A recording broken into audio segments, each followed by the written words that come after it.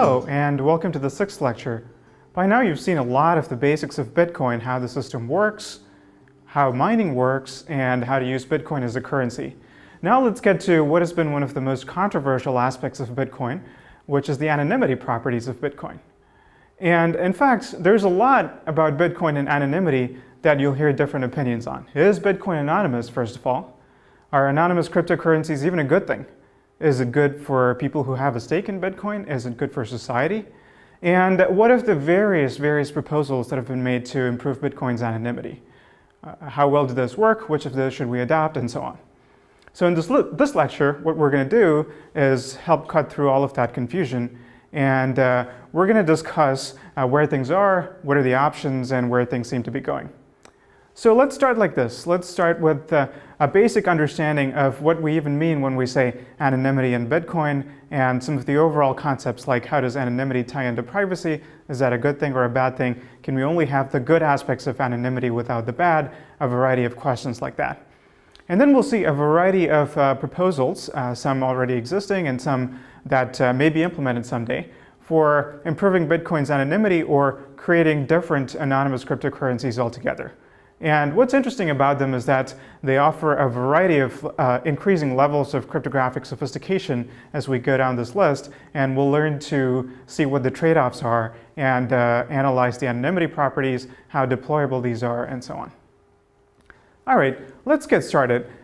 If you look online, you'll see there are a number of people in groups saying that Bitcoin is anonymous. There's no shortage of opinions on this. Let me just pull out one quote in particular. This is the WikiLeaks donation page. It says, in plain and simple terms, Bitcoin is a secure and anonymous currency. Is that actually true? Well, you'll also find a variety of opinions to the contrary. Again, I'm just pulling out one example. This is the Wired UK saying, Bitcoin won't hide you from the NSA's prying eyes. So how can we resolve this confusion? Let's look at what the word anonymous means. At quite a literal level, anonymous means without a name. And so what does that mean exactly? Well, there's two ways to interpret it. We know that in Bitcoin, addresses are public keys. You don't need to put in your real name in order to interact with the system, or public key hashes instead of real identities. But we can interpret this property of being without a name in two different ways. We can interpret it as interacting without your real name, or we can interpret it as interacting without any name at all. Now, if you interpret it as interacting without your real name, then certainly Bitcoin is anonymous in that sense. But we do have these public key hashes that act as some sort of pseudo-identities. And so when computer scientists look at the situation, they don't use the term anonymous to describe this. They call this pseudonymity. And there's a very clear difference between the two, and it's an important one, and we'll see why in a second. You might wonder, yeah, even though you're using a pseudonym, which is your public key hash, you can create any number of them. You can have as many pseudonyms as you want. Does that make it anonymous? Well, the answer is not quite, and we'll get into that as well. Okay, so if computer scientists call this pseudonymity, what is anonymity then? Is there a clear definition of what it would take for something to be called anonymous? At a conceptual level, the answer is very simple. Anonymity in computer science is just pseudonymity together with unlinkability. So what is this property called unlinkability? At an intuitive level, we'll get into better definitions in a little bit, but at an intuitive level, what unlinkability means is that as a user interacts with a system repeatedly, these different interactions should not be able to be tied to each other from the point of view of some adversary. So you have to be talking about a specific adversary for this to even make sense. Now, this distinction here between full anonymity and mere pseudonymity is something that you might be familiar with from a variety of other contexts. And one good way that I like to explain this is to look at online forums. And again here, the distinction between a mere pseudonymous interaction and anonymous interaction comes up in different forums. And Reddit is a good example of a forum where you pick a long-term pseudonym and interact over a period of time with that pseudonym. You could create different pseudonyms, but it's going to be practically infeasible to create a new pseudonym every single time you want to post a comment, and it's not even very meaningful. So Reddit offers pseudonymous interaction. The opposite of that, fully anonymous interaction, where you can make posts with no attribution at all, is the model that you typically have in 4chan. And there's a similar difference in Bitcoin as well, and Bitcoin is in the pseudonymous model more than the anonymous model. Okay, but let's talk about why this difference is important in Bitcoin. Why is mere pseudonymity not sufficient if you want privacy?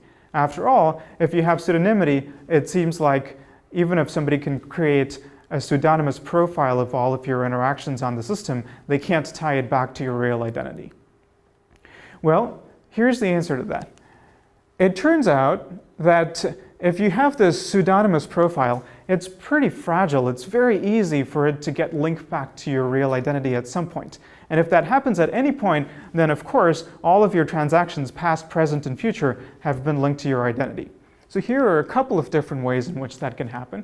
One is that a variety of Bitcoin businesses, online wallet services, exchanges, and others, even vendors in a lot of cases, are going to want your real-life identity in order to let you transact with them. Consider this analogy. You go to a coffee shop, you pay for your coffee with Bitcoins, and of course, if you're there in the store, then the person who's giving you your coffee sort of knows who you are, even if they don't actually ask for your real name. And so your physical identity does get tied to one of your Bitcoin transactions. And if that Bitcoin transaction then gets tied to all of your Bitcoin transactions, then that is a complete violation of anonymity. So this notion of a pseudonymous profile is very fragile. It could easily get compromised in a variety of ways. And also, even if such a direct linkage doesn't happen, these linked profiles can be de-anonymized due to side channels. What do I mean by side channels? Well, here's something that I find intriguing that might seem like a tall claim, but in fact such things have been known to happen. Maybe somebody looks at a profile of your pseudonymous Bitcoin transactions and finds that you interact at certain times of day, and they're able to correlate the times of day when you're active online with the times of day when your Twitter account is posting tweets, and so they're able to find a connection between your Twitter identity and your transactions on Bitcoin. Similar attacks have been known to happen, so this is why this notion of a pseudonymous profile is considered quite fragile, and for real anonymity, we want the stronger notion of unlinkability. So let's try to define it in a little bit more concrete sense, what unlinkability means in the context of Bitcoin. And we can do that in a variety of different ways. One is that it should be hard to link together different addresses of the same user. Another is that it should be hard to link together different transactions made by the same user. Both of these seem intuitive. Look at this one though. It should be hard to link the sender of a payment to its recipient. This one might sound a little confusing at first, because if you interpret a payment as a Bitcoin transaction, then of course that transaction has inputs and outputs. And these inputs and outputs are inevitably going to be in the blockchain publicly and linked together. And so you might think that this is impossible to achieve. But if we interpret this notion of payment in a different way, not as a single direct Bitcoin transaction, but perhaps an indirect sort of payment that goes through a circuitous route of transactions, then one might imagine that the ultimate sender and the ultimate recipient of that payment might not immediately be linkable looking at the Bitcoin blockchain. So these are all somewhat more concrete, but still at an intuitive level, varieties of unlinkability that one might want to shoot for. But if you look at this last definition, it might still be not entirely convincing. Let's say that you pay for a particular product and it costs a certain amount of Bitcoin, and then maybe you send that payment through a circuitous route of transactions, but still you might think somebody looking at the blockchain must be able to infer something, specifically that Bitcoins left some address, a certain number of Bitcoins, and Bitcoins showed up at some other address. And these two might be slightly different because of transaction fees and so on, but roughly equal. And also roughly in the same time period, because there can't be too much of a lag between the sending and the receiving of a payment. And so clearly, even if we try to achieve this kind of unlinkability, it can be unlinkability between all possible transactions, but some smaller subset of transactions that look like each other. So let's make this a little bit more concrete now. And this is how we quantify anonymity. We usually don't try to achieve complete unlinkability, which is unlinkability among all possible transactions or addresses in the system. But instead, we go for something more measured. We try to maximize the size of our anonymity set. The anonymity set is the size of the crowd of other addresses or transactions that we're trying to hide in. So if I can be reasonably sure that with respect to some adversary, there are these 1,000 other transactions that look just like mine, and the adversary can't tell which one was mine, then that we might consider to be a pretty good level of anonymity. And to calculate this anonymity set, it's not trivial at all. It takes a few steps. You have to first define concretely what your adversary model is. And you have to reason carefully about what that adversary knows, what they don't know, and what they cannot know. And there's no general formula for doing this. It requires carefully analyzing each protocol and system and doing it on a case-by-case basis. I want to point out that in the Bitcoin community, often people carry out intuitive analyses of anonymity services, for example, mixing services that we're going to see later in this lecture, and often they come up with ways like taint analysis. This is an intuitive way that tracks the flow between a particular sending address and a particular receiving address. And intuitively, it might make a lot of sense, but if we consider it from the point of view of how we actually should calculate anonymity, taint analysis is not a very good measure of how much anonymity you get from a system.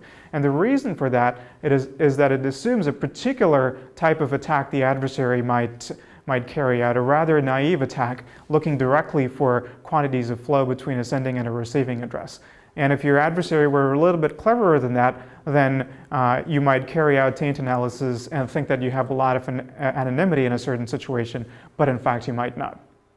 So the bottom line from this slide is that quantifying anonymity must be done in terms of the anonymity set, and in some cases probability distributions on top of that anonymity set, and it requires a careful analysis of the protocol in the system. You can't apply a simple formula. Okay, let's switch gears a little bit and talk about the ethics of anonymity. Why do people want anonymity? We've already seen a little bit the connection between anonymity and privacy, but let's make that very concrete. Now, in blockchain-based currencies, because all transactions are recorded on the ledger, they're totally and publicly and permanently traceable. And so if your identity ever gets linked to these transactions, you're in a situation where your privacy level is much worse than you get with traditional banking. Why? Because anybody might be able to carry out this type of de-anonymization attack, not specifically a company or a government that you might be worried about, any member of the public. And your transactions, since they're permanent, your loss of anonymity years down the line could affect all your transactions today and vice versa. So we really want anonymity to even get the privacy level of cryptocurrencies to the level that we enjoy with the traditional system. But also people hope that it can give us a new level of privacy. Of course, we have to acknowledge the concerns as well, and one of the major concerns is money laundering and all of the bad things that that can enable. So let's talk about that. This is definitely a legitimate worry. I wouldn't be in favor of studying anonymity in cryptocurrencies and ignoring the ethical aspects and saying, oh, that's not something I'm going to worry about. I'm only interested in the technology. I think it's important to consider the ethical aspects. There's one item of comfort that I will offer, though. If you look at how things stand currently in Bitcoin, the difficulty of things like money laundering is not necessarily because the blockchain is not so anonymous and so it's easy to trace flows, but instead the difficulty stems much more from the fact that moving large flows into and out of the currency rather than within Bitcoin is what is really hard. In other words, cashing out is hard. And so anti-money laundering efforts have great promise if they're focused in this part of the system. And the good news is that all of these attempts to improve anonymity in Bitcoin don't affect this part of the equation in any way. And so I would recommend that Bitcoin researchers and developers coordinate efforts with anti-money laundering efforts by law enforcement and others so that the technical aspect of Bitcoin anonymity can be relatively separate from law enforcement and legal aspects and so on. Nevertheless, one could try to ask, can't we design the technology in such a way that only the good uses of Bitcoin anonymity are allowed and the bad uses are somehow permitted? Well, this turns out to be a quite common conundrum in computer security and privacy. In a lot of scenarios, we want something like this, but it never turns out to be possible. Why? Because these different uses that we're talking about that we perceive as being very different morally are going to be almost identical technologically. And if we want to encode some sort of moral rules into the technical rules of the system that are going to be automatically enforced by miners, it's not even clear how to do that. And so hence my recommendation of separating out the technical anonymity properties of the system with the legal principles that we put on top of it in terms of how people use that currency. It's not a completely satisfactory solution, but it's perhaps the best way we have of trading off the good with the bad. I do want to point out that this is far from the first time that we're considering this dilemma. It's come up in the context of Tor, an anonymous communication network. And anonymous communication enables bad actions at least as much as anonymous moving of funds does. And so Tor has really had to grapple with this problem. In a very simple and single picture, Tor is a communication network that routes messages between a sender and a receiver through a network of nodes. But further, through some clever encryption, ensures that as long as at least some of the nodes in that network are honest, then the adversary is not going to be able to link the sender to the receiver. So that's what Tor does, and you can see how it can enable a lot of bad activities. Let's look at some activities, good and bad, that do happen on the Tor network. It's used, first of all, by normal people who want to protect themselves from being tracked online by marketers or various other privacy properties online when they're browsing websites. It's used by journalists and activists and dissidents and so on, and so that's clearly an important use case. It's also used by law enforcement, because if they wanted to do an electronic sting operation, then you want to be able to visit websites without revealing that your IP address is coming from a law enforcement block. So clearly a lot of activities that we might approve of, but it's also used by botnets, for example, for spreading malware between nodes in the network. And unfortunately, there is also child pornography in the network. So distinguishing between these uses at a technical level is essentially impossible.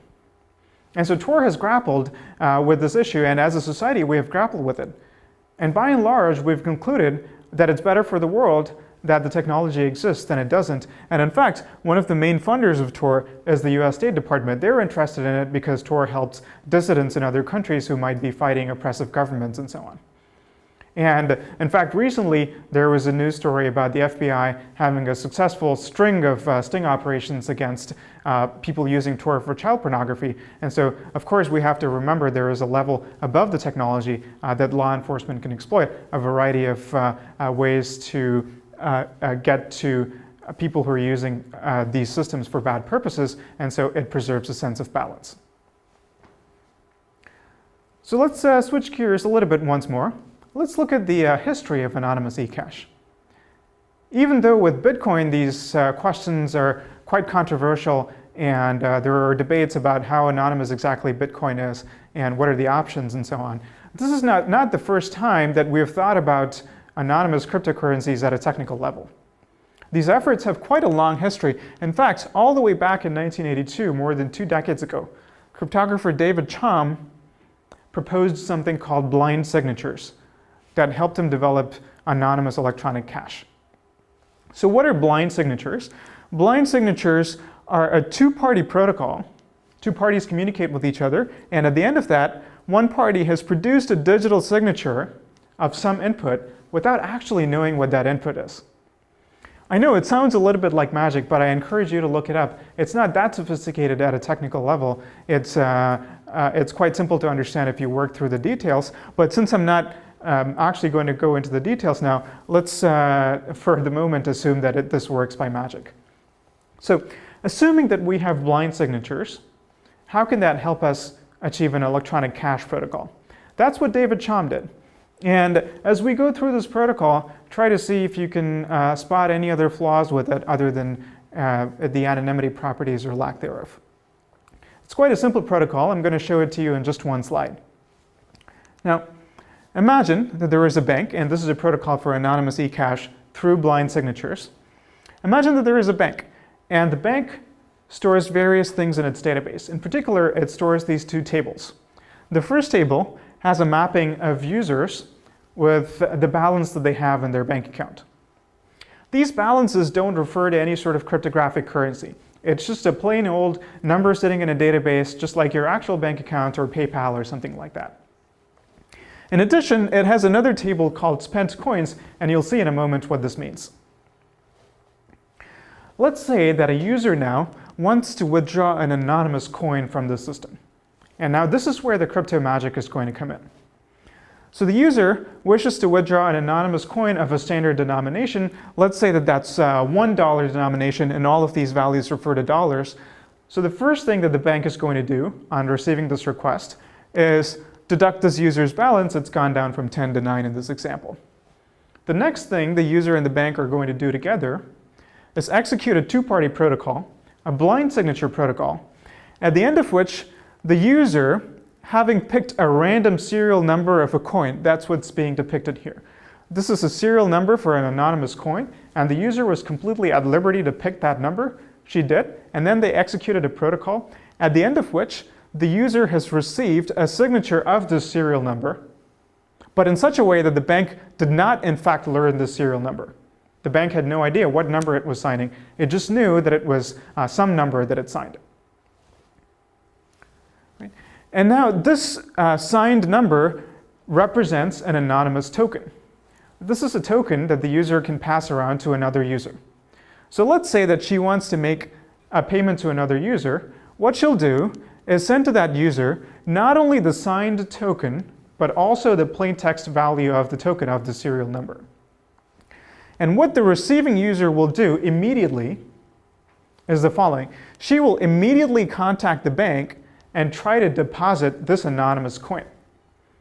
Because without actually trying to deposit it, this red user here cannot be sure that this blue user is not trying to double spend. The blue user could be sending that same anonymous coin to 100 different users. How can they know that they're not being tricked into accepting a double spent coin? The way they're sure is when the red user receives the coin, they have to immediately contact the bank to verify if it's valid or not. And only if the coin turns out to be valid will the red user proceed to complete the rest of whatever transaction she was having with the blue user. So the bank now receives the message to deposit the coin, and note that it now gets finally the plain text serial number as well as its own signature. The bank looks at the signature, verifies that it's a valid signature, and here's the key thing. It also verifies that the serial number that it received is not on the list of spent coins. That's how it knows that this is not a double spend attempt. This is the legitimate first spend of a coin that the bank signed before. So it's a legitimate anonymous token.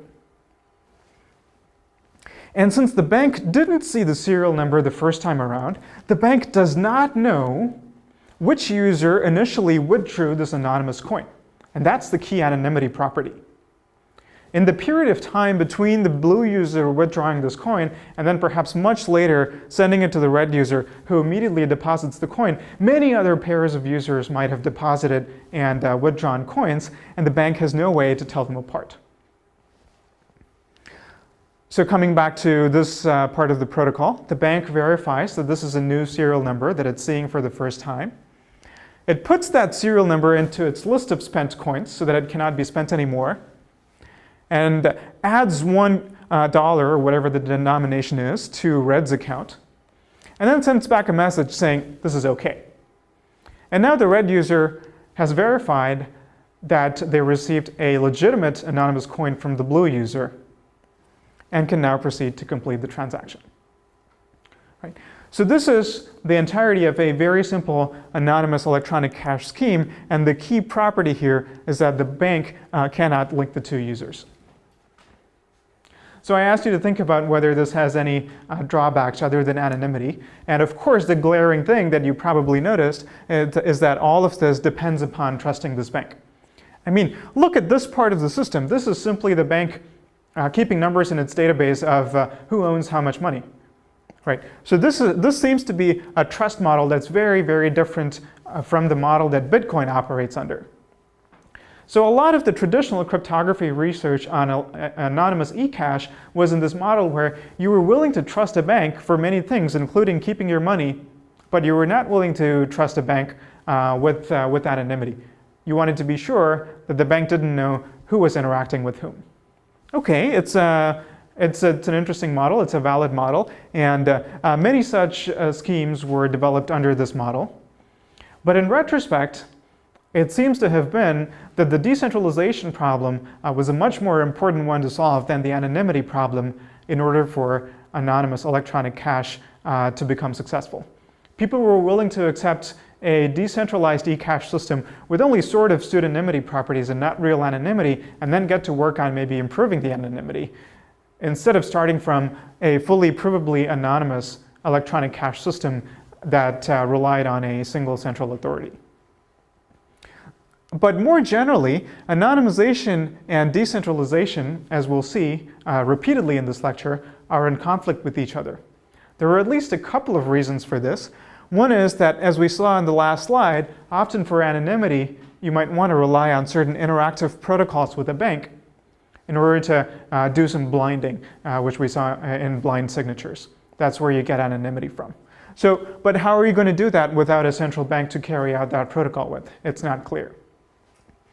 But even if you got rid of this blinding and were willing to accept just pseudonymity instead of true anonymity, you still have the problem that in order to decentralize and still get security properties like resistance to double spending, often the way to go is to record and trace everything in a public ledger, as Bitcoin does. And so you might even further compromise your anonymity and privacy properties. So these are two big challenges to overcome.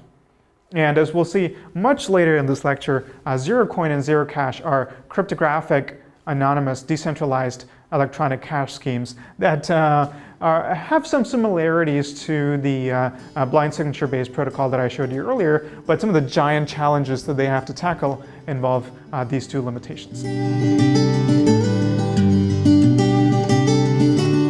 All right, I said several times earlier that Bitcoin is only pseudonymous, and so all of your transactions or addresses could get linked together. Let's now go in and see how that might actually happen. Let's in fact start from WikiLeaks again. I showed you a quote from them saying Bitcoin is a secure and anonymous digital currency, and this is actually the page that was taken from. This is their donations page. And here you'll see that in addition to this blurb about Bitcoin being secure and anonymous, they have a donation address over here. This is, of course, the hash of a public key. You've seen things like this in previous lectures. But they also have this interesting refresh button right next to that. What do you imagine this refresh button might do? Well, as you might expect, if you click on that refresh button, it'll give you an entirely new donation address. Let's go in and take a look at that. So a totally new address popped up on the page. So what is going on here?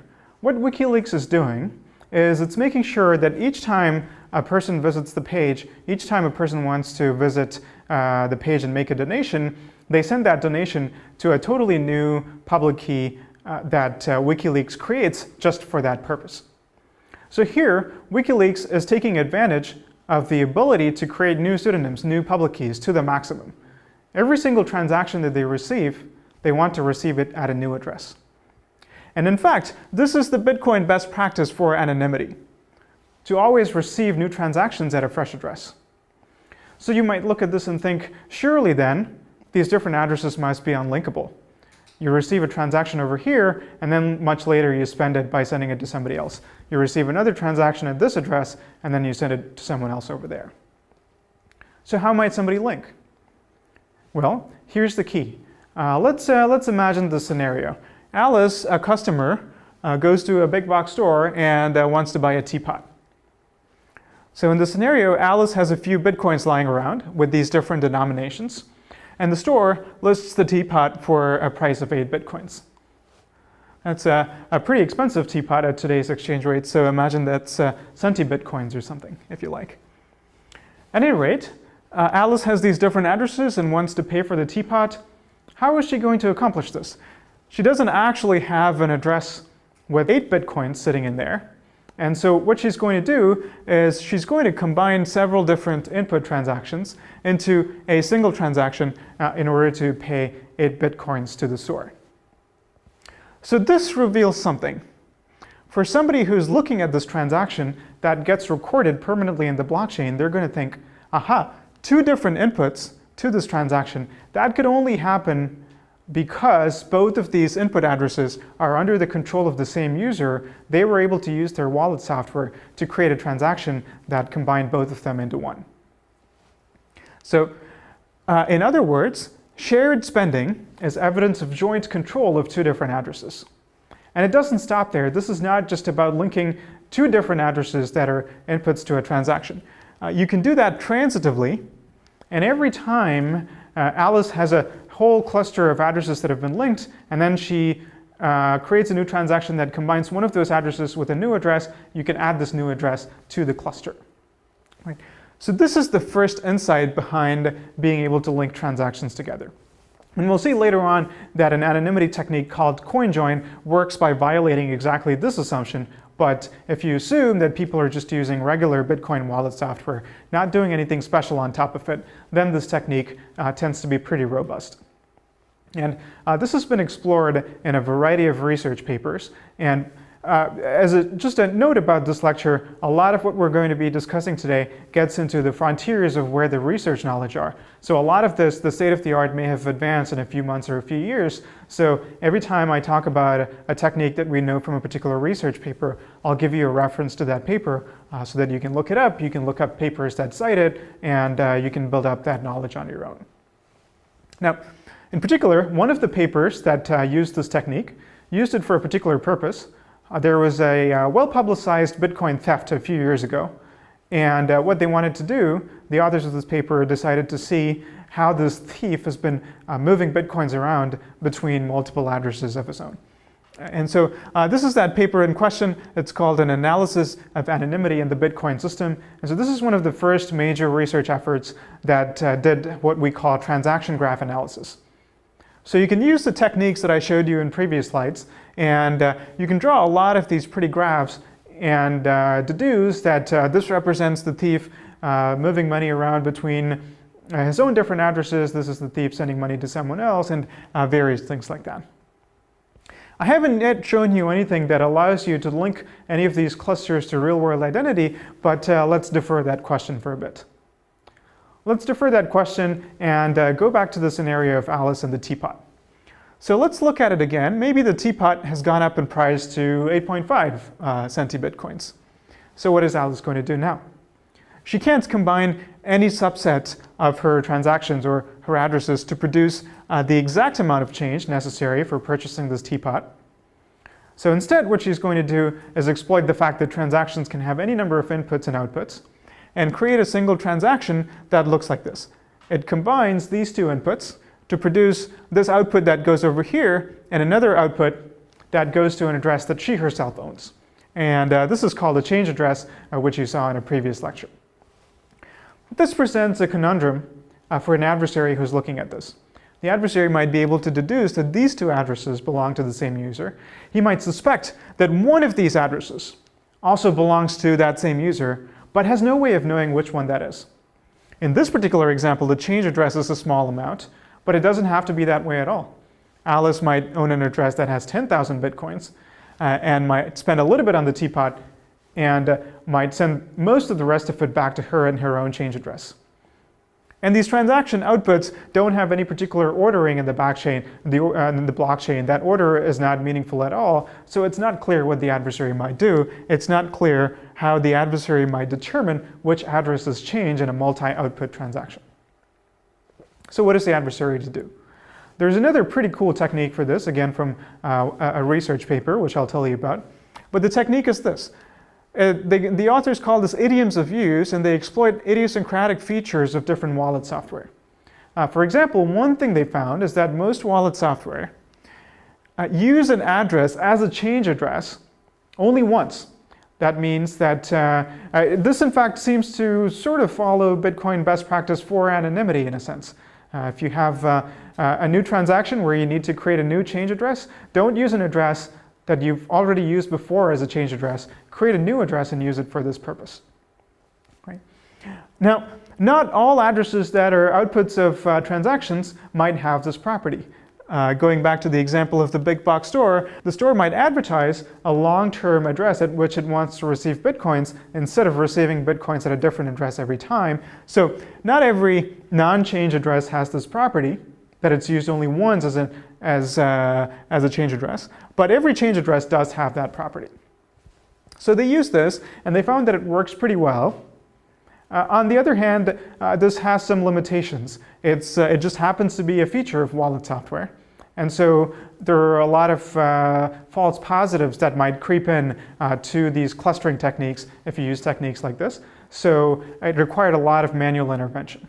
Nevertheless, they were able to use the technique that I showed you before, which is clustering shared inputs together, as well as a few heuristics for change address detection. And then what they were able to do is they were able to look at the entire Bitcoin transaction graph and create some giant clusters that they hypothesized belonged to various major service providers. And here's what that graph looks like after applying these two heuristics. And this is the paper in question. This is by Sarah Mickeljohn and others as a whole bunch of authors of this paper. Now, this graph looks very interesting here. The sizes of these circles represent the amount of money flowing into those clusters, and the number of edges going out of a cluster represent the number of transactions. Let's try to just stare at this for a second and see if we can guess what some of these major service providers and other clusters of nodes might be. This huge one here that dominates in transaction volume compared to any other cluster, given that this paper was written in 2013, we might guess that it's Mt. Gox, which was a very prominent exchange at the time that later went under.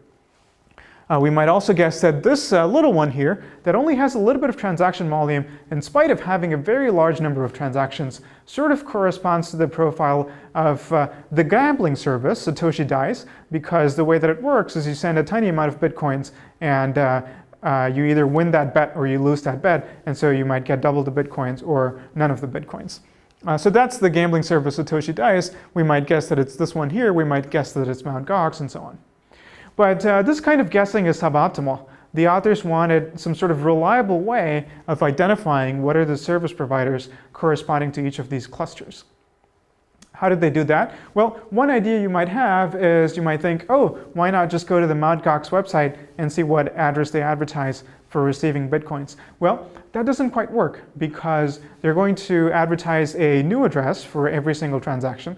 And if you just go to the website, look at the address, and actually don't complete that transaction, you don't send Bitcoins there, then they're simply going to discard that address. They're not going to reuse that address for another customer. In other words, that address will never get used. You simply won't find it in the blockchain. So what's the way around this? Well, the only way to reliably infer addresses that are associated with a service provider is to actually transact with that service provider, which is exactly what the authors did. They went ahead and bought a variety of things and interacted in a variety of other ways with a bunch of service providers comprising 344 transactions in all. Mining pools, wallet services exchanges, various merchants, even gambling sites, and so on. And they got a bunch of cool things to show for their efforts, and Mickeljohn informs me that in fact the cupcakes were really good. At any rate, the authors used this very clever technique to go ahead and label the major clusters in the graph that I showed you on the previous slide. And so this is what the labeled graph looks like. In fact, this was Mt. Gox, as we might have guessed. This was Satoshi Dice, but a lot of the others would have been very difficult to guess. And by actually transacting with these services, they were able to identify most of these service providers. So already now, we've seen something pretty interesting beyond just clustering and being able to put labels on the clusters. So the next question is, sure, you can do these labels for these major service providers. Can you put labels for individuals? In other words, connect little clusters corresponding to individuals to their real-life identities. Well, there's at least a couple of different ways in which that can happen. One is intuitively what I told you right at the beginning. You could simply interact at a coffee shop or with some other merchant so they learn some transaction or some address that corresponds to you, and they might use that to tag your cluster. There are at least a couple of other ways in which this might happen. And one is that there's high centralization in these service providers.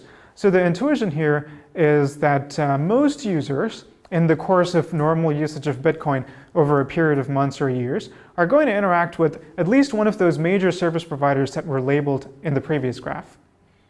So if somebody wants to identify a cluster corresponding to a particular user, there's a very high chance that they're going to be able to identify a transaction that ties that cluster with a known labeled cluster, and then they can go to that service provider, and if they have the appropriate authority, subpoena that service provider, or if they're a hacker, try to hack into that service provider, and so on. And so this is one major avenue in which regular users can get de-anonymized because they eventually inevitably interact with one of these major easily identified service providers. Another one is simply carelessness. A lot of users end up posting address information in forums. They might post one of the Bitcoin addresses that they own, for example, to receive donations when they're posting comments on forums. Now, that might be because these users are not worried about getting de-anonymized. It could also be because they don't realize that posting one of their addresses is almost going to inevitably allow somebody to connect all of their different addresses together. Okay, so hopefully I've convinced you that there are clever ways that an attacker might utilize in order to not only link different addresses or transactions belonging to a user, but go from there to real-world identity. And our experience, our history of these de-anonymization algorithms shows that they only get more powerful with time and more auxiliary information, as we call it, for attackers to utilize in order to link together to get to users' identities. So this is something to worry about if you care about privacy. Before we look at how to make things better for anonymity, let's look at a completely different way in which users can get de-anonymized. So far, what we've looked at is all based on what is available to the attacker in the blockchain, right? The part that is permanently and publicly recorded. But recall that that's not the only part of Bitcoin. There's also a peer-to-peer network in which a lot of messages are sent around that don't necessarily get permanently recorded in the blockchain. So the blockchain in networking terminology is called the application layer, and the peer-to-peer network is, of course, the networking layer. And so de-anonymization can happen at this totally different layer, at the networking layer. Well, how could that happen? Here's an example. This was first pointed out by Dan Kaminsky a few years ago in a talk at Black Hat. Here's the peer-to-peer network. What he noticed is that when a node creates a transaction and wants to broadcast it, it's going to connect to a lot of nodes at once and broadcast that transaction. And so if a few nodes on the network put their heads together, they can figure out that, hey, this new transaction, this is the first we heard of it, and all of us first heard of it from this particular node. So this must be the node, this must be the IP address corresponding to the user who created this transaction. So here you have a linkage not between a transaction or a cluster and a real-world identity. Instead, you have a linkage between a transaction and IP address. And of course, IP address is something that's very close to a real-world identity. There are a lot of ways to go from there to the next level of finding identity. So this is already a serious problem. Luckily, though, this is not a very hard problem to solve. Why? Because this is now a problem of communications anonymity. And communicating anonymously is a problem that has received a lot of attention from the research community. And as we already saw in the introduction, there is a good system called Tor that you can use for communicating anonymously. Now, there's one little caveat. Tor is intended for what is called low latency activities, such as web browsing, where there is a large volume of flow and you don't want to sit around waiting for too long and you get the response immediately. So it makes some compromises in anonymity in order to achieve low latency. Bitcoin is inherently a high latency system, right? Because it takes a while for transactions to propagate through the network and especially to get confirmed in the blockchain. So we don't have this low latency constraint. So it's possible that we could come up with a more specific, fine-tuned sort of anonymity network for this particular purpose. And there are such things called mixnets. The only problem is that Tor is the system that's most widely deployed and analyzed and robust and functional today. But it's possible that somebody might develop a mixnet solution for anonymizing your Bitcoin communications. And if that happens, that would be something to switch to. So let's summarize what we've learned so far. We've seen that based on the information in the blockchain, different addresses could get linked together, could also get linked to identity.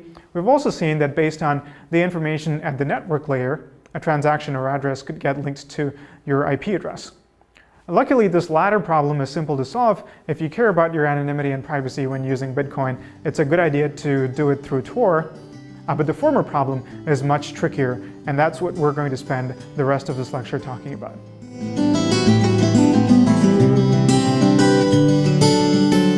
So there are a variety of solutions to inhibit what we've been calling transaction graph anonymization, or transaction graph analysis, pardon me. And the first of them is called mixing. So what is mixing? Well, the intuition behind this is very, very simple. It's the same intuition that comes up in a lot of contexts, which is that if you want anonymity, use an intermediary to route your communications or your funds or whatnot. So let's look at what that might look like visually.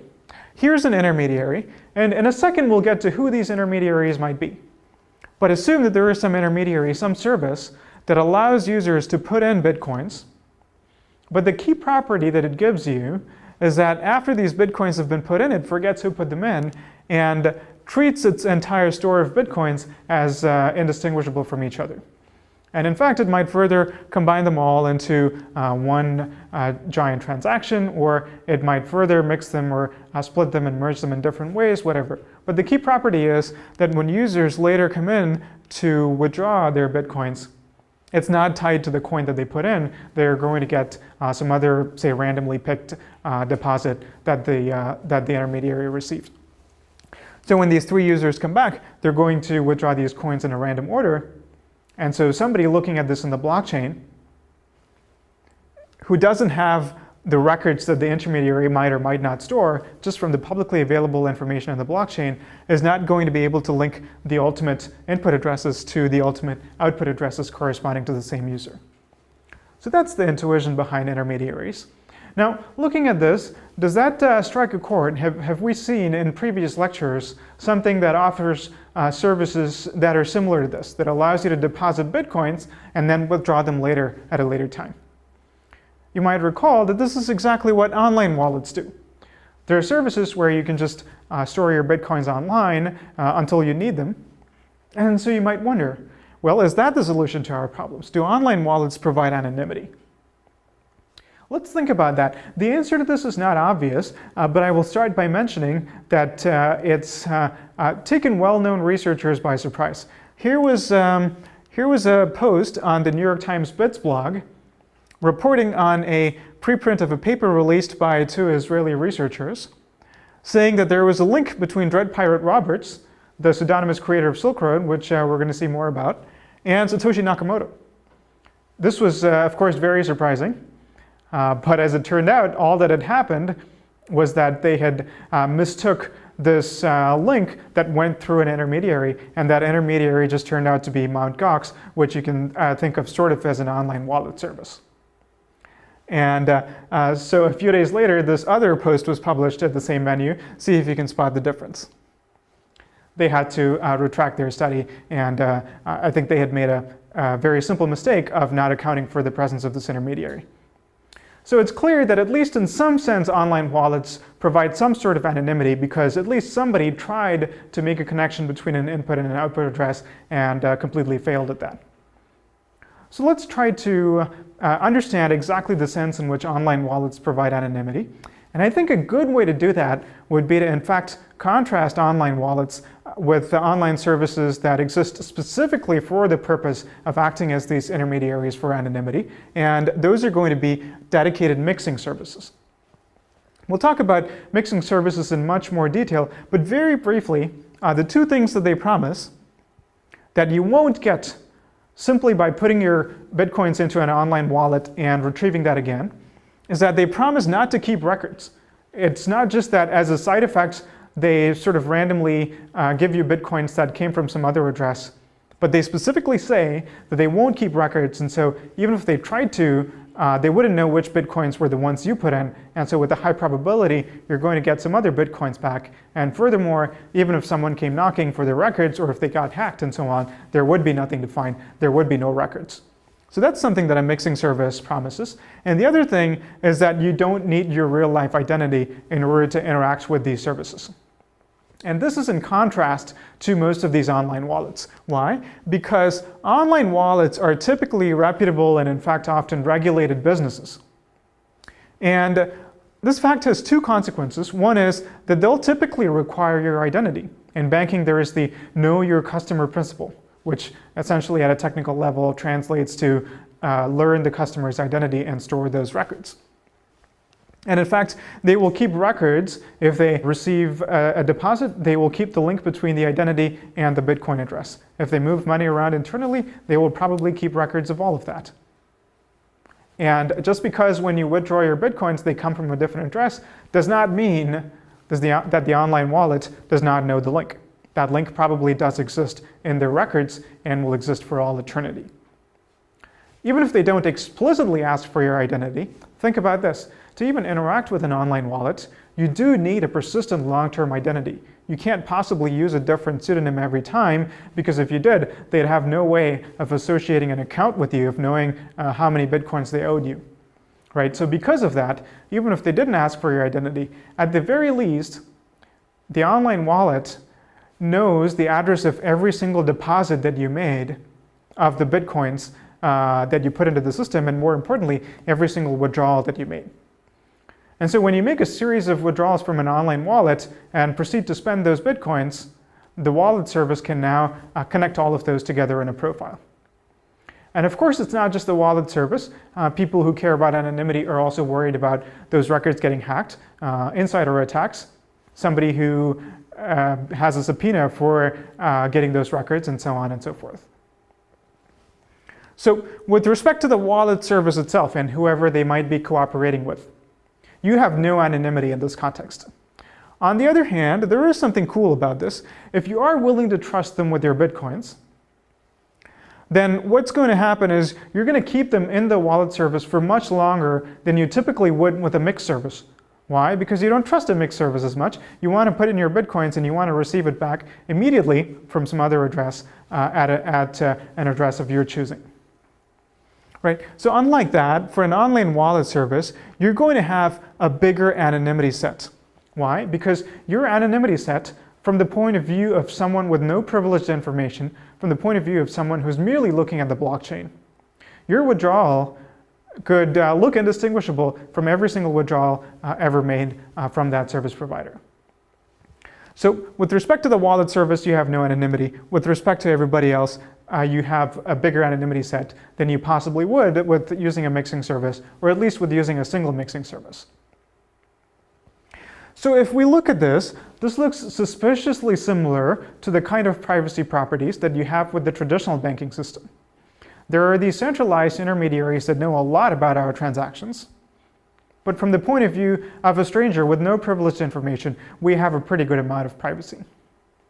So even if this gives you some sort of anonymity, it's almost at best what you get with the traditional system. And so those are not the kind of people who are typically looking for anonymity in Bitcoin anyway. If they were happy with the anonymity properties of the traditional system, they would have probably stayed with that system. And so generally, people who are looking for anonymity properties in Bitcoin simply do not want to accept the trust requirements that these online services, online wallet services require. And they don't want the sort of anonymity properties that it gives you. They don't want to have to trust that service with their anonymity. And in fact, we've seen that there have been a lot of closures of these exchanges and services, and so there's good reason for believing that if you put all your trust in an online service, you might simply lose your money. Okay, so having rejected online wallets as an anonymity solution, let's turn to these dedicated mixing services that I told you a little bit about. Before looking at their details, let's talk about the terminology a little bit. I like to call it a mix. Some people call it a mixer. These are really the same thing. Some people also call them laundries. I don't like this term at all. And the reason for this is that it needlessly attaches moral meaning to something that's a purely technical term. As we've seen earlier, there are very good reasons why you might want to protect your privacy in Bitcoin and use mixes for entirely good reasons for everyday privacy. Of course, we must also acknowledge the bad uses, but it seems a little bit weird to me to use the term laundry that implies that your coins are dirty and you need to clean them, and attaching a negative moral value to the whole thing, and for that reason, I'm not going to use that term in this lecture. We'll go with the technically neutral term, which is mixing. So, in talking about mixing, there are several of us, about 6 of us, who got together, researchers at Princeton, Concordia, and Maryland, including all 4 of us who are doing this online lecture series, and analyzed the existing mix ecosystem and proposed a series of changes for improving the way that mixes operate, both in terms of anonymity and the trustworthiness of mixes. So let's look at those principles. Before I show you those principles, as a quick reminder, at a very fundamental level, how does a mix operate? It asks for an address at which you want to receive bitcoins, and it gives you an address to send bitcoins to the mix, and then you both execute that transaction. It's a swap, basically. In a second, I'll show you what that looks like visually. But what were our principles for running these mixes properly? Well, the very first one is that you might want to use a series of mixes instead of just a single mix. And this is a very well-known principle. Using a series of routers is the same principle in the anonymous communication system Tor. And it's a good idea because it allows you to not have to trust a single mix, but instead be sure that as long as any one of these mixes is promising to delete its records, then you have a good guarantee of anonymity. And in particular, mixes should implement a standard API so that this can be very easy for clients to accomplish. And right now, this is not quite the case. And this is our paper for your reference. So now let's go in and look at what a series of mixes would look like visually. So here it is.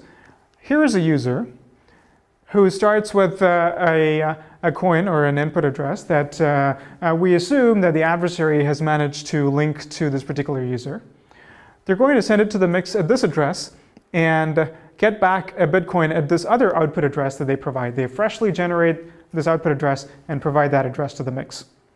The mix will hopefully return the same amount of Bitcoins at this output address. There's no way for the user to force the mix to do that. The user has to trust the mix. And this is, as we'll see, a recurring problem with the whole notion of mixes. And either immediately or after a time gap, it doesn't matter, the user will take the Bitcoin or Bitcoins of whatever value they've received at this address and send it to a different mix, which is hopefully not cooperating with the first mix, and repeat this process over and over again. So from an adversary's point of view, looking at the public blockchain, they're merely going to see, along with all of these transactions, a variety of other mixed transactions that other users are executing. And hopefully, the adversary will have no way to tell apart which of those transactions correspond to this particular user and which one corresponds to some other users. So that's the first principle. And the second one, if you think about what I've just said, in order to make that possible, you want to make these transactions as uniform as possible so that this linkability is minimized. And what does it mean to make these transactions as uniform as possible? One important consequence is that all of these mixed transactions, not only from a particular mix, but all of the mixes in this mix ecosystem should have the same value. So we think that all mixes out there providing service should agree upon a chunk size, a standard chunk size. And of course, there can be multiple denominations, but there can't be too many, and you can't simply allow the users to put in whatever amount of Bitcoins they wish to. That wouldn't work. So you need this kind of standardization. In addition to this, we found that there are a variety of possible attacks in which a clever adversary might infer various things, not just the amount. Even if you remove the amount, some other properties, including timing, for example, in order to try to link users' input addresses and output addresses together. This type of linking can be avoided, but human users, if they interact with the mix, are not going to be able to take into account all of those possible linking attacks. So instead, what needs to be done is this client-side software must be automated and built into desktop wallet software, so that this desktop wallet software automatically knows how to interact with these mixes in order to preserve the user's anonymity.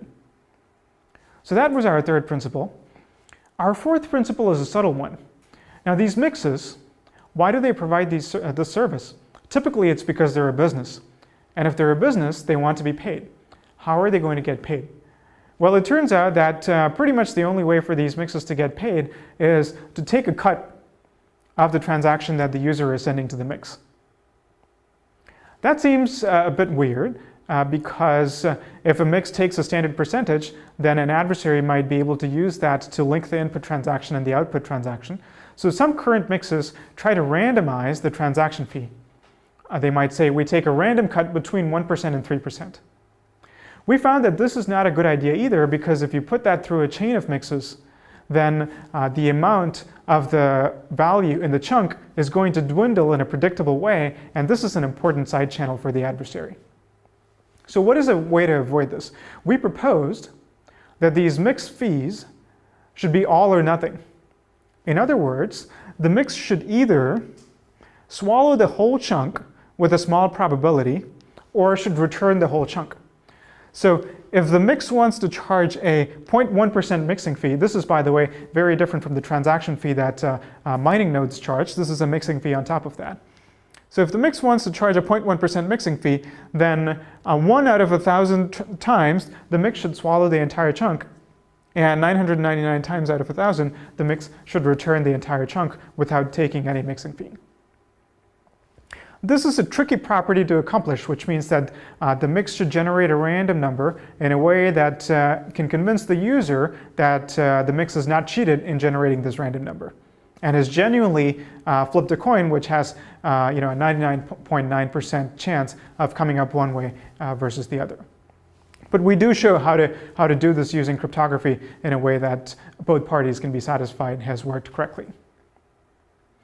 We think that really all 4 of these principles are necessary to have anything approaching mathematical confidence in having a large anonymity set and in our ability to resist clever inferential attacks by an adversary that looks at the blockchain to try to link input to output. The sad news is that virtually none of the current mixes follow these principles.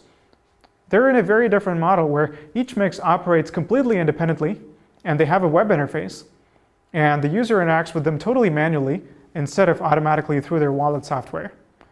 And will manually put in the amount. Instead of a standard chunk size, it's whatever amount the user chooses typically. And the mix will take some cut of that as a mixing fee and send the rest to the user. So we don't think this is a situation that gives mix users a lot of anonymity, but we think that by moving to a slightly different model based on these 4 principles, the anonymity properties of the mix ecosystem can be dramatically improved. All right, so through these 4 principles, we've seen how the anonymity properties of mixing can be improved, but there is still one major problem, which is that users still have to trust these mixes. So again, we had a few ways that we talked about in our paper for what to do about this. Mixes can do several things to improve their trustworthiness. One is that simply by staying in business for a long time and not stealing users' money, they can build up a reputation. You might wonder, does this reputation count for anything? Because it's simply a matter of he said, she said. In fact, a mix operator can claim that a competing mix operator stole all their money, even if that did not in fact happen.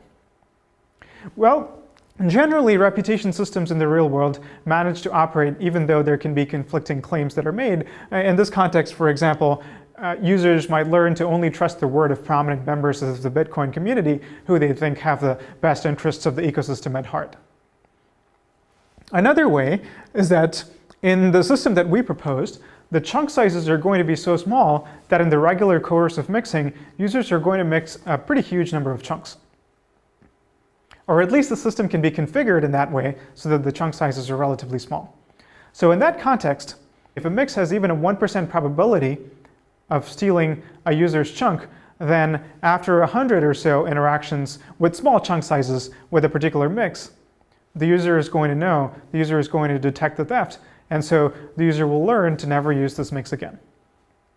And so the system might sort of correct itself by users testing mixes for themselves for trustworthiness. An important thing to keep in mind here is that the chunks that users are sending to mixes have typically already been through other mixes. So the mix itself can't know which user the chunk is coming from. And so the only thing the mix can do is to essentially steal randomly from users. The mix can't steal from a particular user. So from the user point of view, on average, they won't suffer losses that are more than the average rate at which the mix steals. So they don't have to worry that a mix might particularly have it in it for that particular user and steal all of their money. There's no way that that can happen. So that's what I mean when I say users can test this for themselves.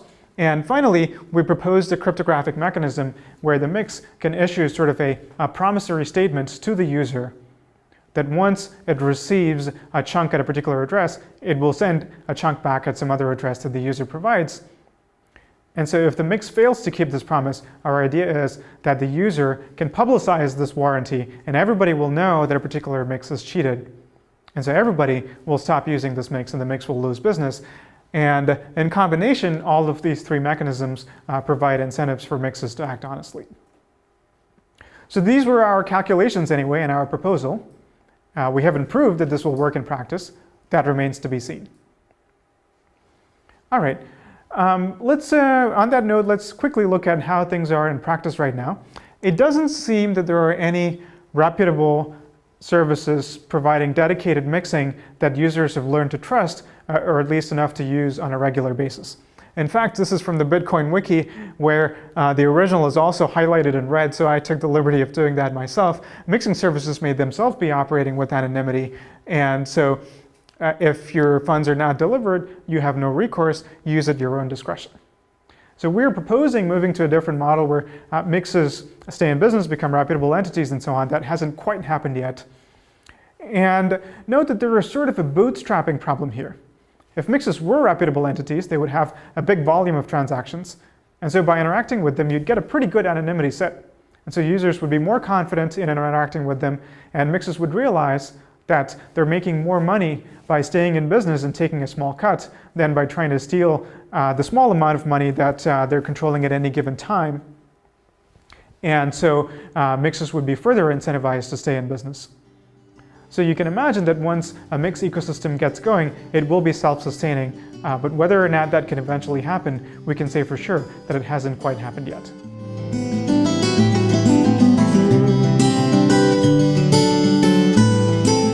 So the fact that this mix ecosystem currently doesn't exist is a big part of the reason why many people have proposed decentralized mixing.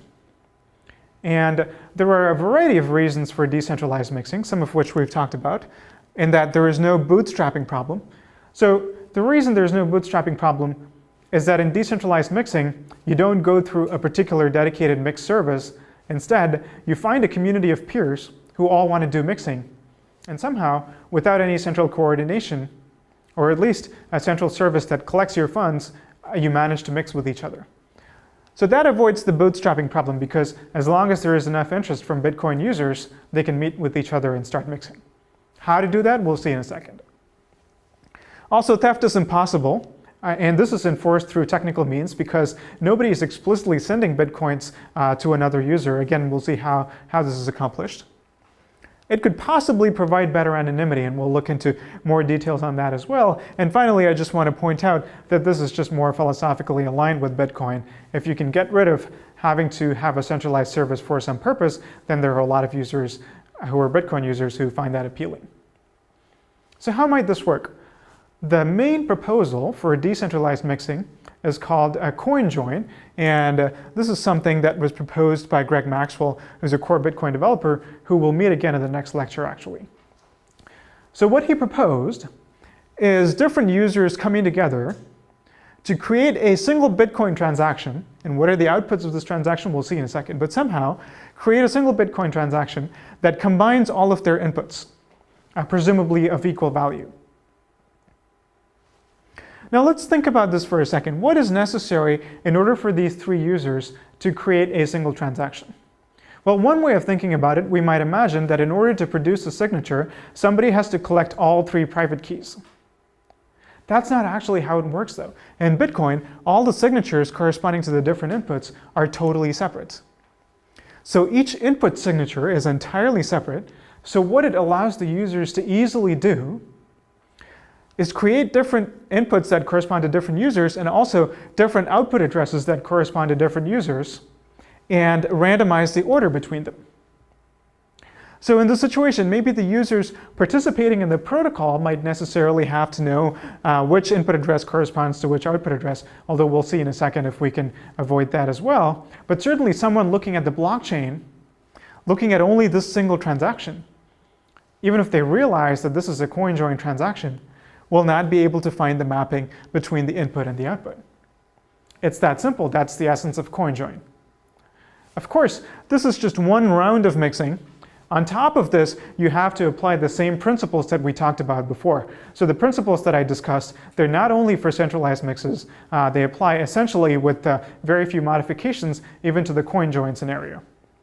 So you want to do a sequence of coin joins. You want to make sure that these chunk sizes are standardized so that you don't introduce new side channels, etc., etc. Okay, but let's look into this single transaction though. Exactly how would this work? There are a lot of details that are still not clear. So let's look at this in algorithmic form. So if we write it out like this, what needs to happen is that a group of peers who all want to mix somehow need to find each other. That's the first difficulty. And then they have to exchange their input and output addresses with each other.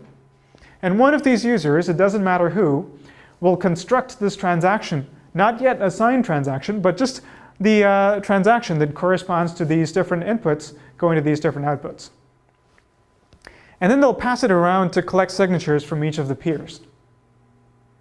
Now, if the peer who constructed the transaction were disruptive and, for example, left out one of the peer's outputs, then the whole thing will collapse, because when that particular peer gets the transaction in order to sign it, they will simply refuse to sign, and the process will not be able to go forward. But if everything's okay, everybody acts honestly, then the transaction is constructed, and now any peer, again, doesn't matter who, can broadcast the transaction to the network. Two of them could do it independently, it doesn't matter. The transaction will, of course, be counted only once. So that's it, that's the whole protocol. The entire security property comes from each peer checking that their output address is represented, and that their output, of course, receives at least as much value as went in from their input. So that seems simple enough, but what are the remaining problems here? Well, there are three problems. One is, how did this group of peers find each other? Right?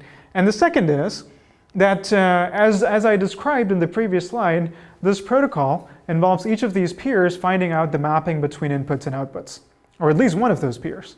So that seems like a problem. In fact, I want to point out that this is a worse problem for decentralized mixes than for centralized mixes. And why is that? In the centralized mixing case, you could hope that these different mixes are run by entirely different entities who are not colluding with each other. And at least in some cases, these will be reputable real-life entities who you would imagine have incentives not to collude with each other because they have different goals or for whatever reason. Again, the reasoning is similar to Tor. You have a variety of different types of people who are running Tor nodes. They don't all have the same incentives, so we imagine that they're not all going to collude with each other, and also that they're not all going to get compromised by the same attacker.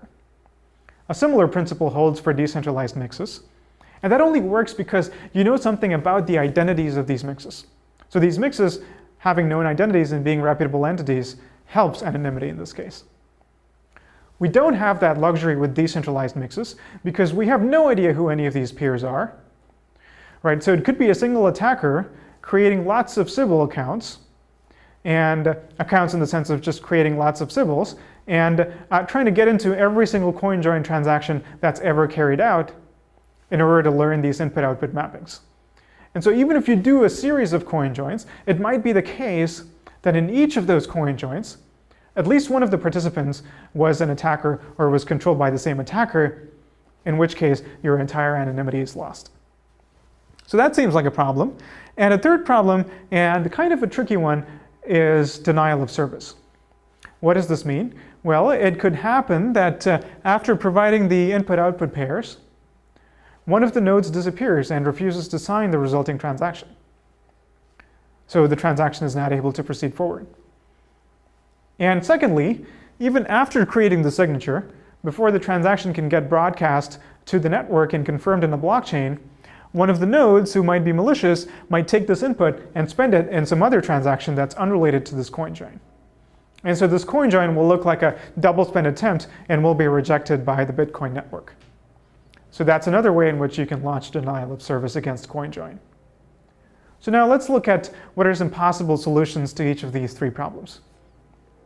Well, the first one, how to find peers, is a very simple solution. It's not a perfect solution, but people consider this to be somewhat okay. You simply use an untrusted server It's sort of like a watering hole where different users can connect and find each other, but the server is not necessarily involved in any way that the users have to trust in running the protocol.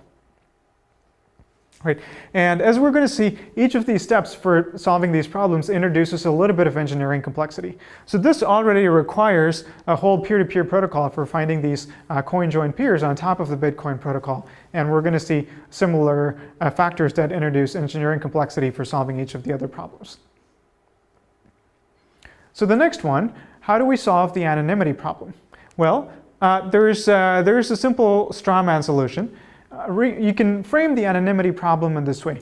You need to communicate the set of inputs to all the peers, and also you need to communicate the set of outputs, but break the linkage between the input and the output.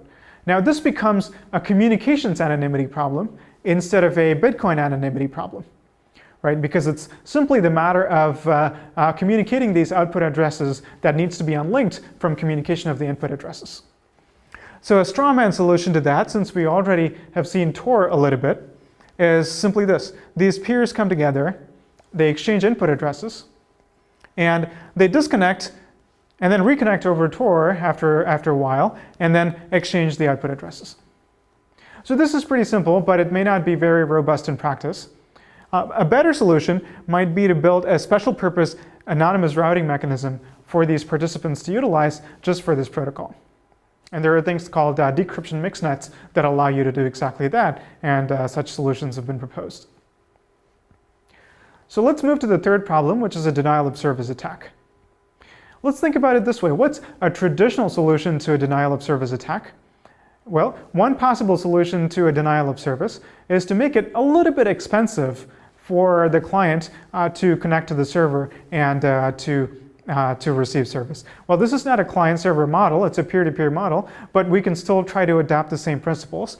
And that's the principle behind the first two of the proposed solutions for denial of service, either a proof of work or a proof of burn. So what do I mean by this? Proof of work is simply repurposing the algorithm behind Bitcoin's proof of work to require each of these peer nodes to do a little bit of computational work before they can join a coin-join protocol. And the rationale is that if the adversary is going to disrupt every coin join that exists out there, they're going to be burning a lot of computing power, which will make it very expensive for them. Proof of burn is a similar concept. It's also called fidelity bonds in Bitcoin. It allows you to irreversibly destroy some Bitcoins that you own by sending it to an unspendable address, thereby proving that you've made a little bit of an expensive signal in order to get into this system. So that's the rationale between the first two solutions. The second two solutions, next to the third and fourth, also have a similar rationale, which is to identify the malicious participant, one or more malicious participants who launch the denial of service, to kick them out and to run the coin join with the remaining participants. And that could be done if you trust the server a little bit to carry it out. It could also be done in a purely decentralized manner, like this paper called Coin Shuffle proposed. And they came up with a cryptographic blaming protocol for doing this. And it involves something called zero knowledge, where you learn at least one of the players who misbehaved without necessarily learning much more about what happened. And then the rest of the peers can then redo the protocol. At various points, I've talked about side channels, so let's look at an example of that. And I want to point out that these side channels can be very tricky. Not all the mixing in the world can save you from what I call high-level flows that could be identifying. And here's a neat example of this. Let's say user Alice receives a very specific amount of Bitcoins, let's say on a weekly basis as income, and has the habit of always automatically and immediately transferring, let's say 5% of that to her retirement amount. Right? So think about the patterns that will be visible on the blockchain here. No matter what she does to obscure the link between the address at which she receives her income and the address to which she transfers to her retirement account, the patterns here are going to be uniquely identifying because this is a very specific value. And the 5% of that is also going to be a specific value. And there's also a timing pattern. Every time money appears here, every time money goes to this address as well. So this is a problem. How do we protect ourselves from this?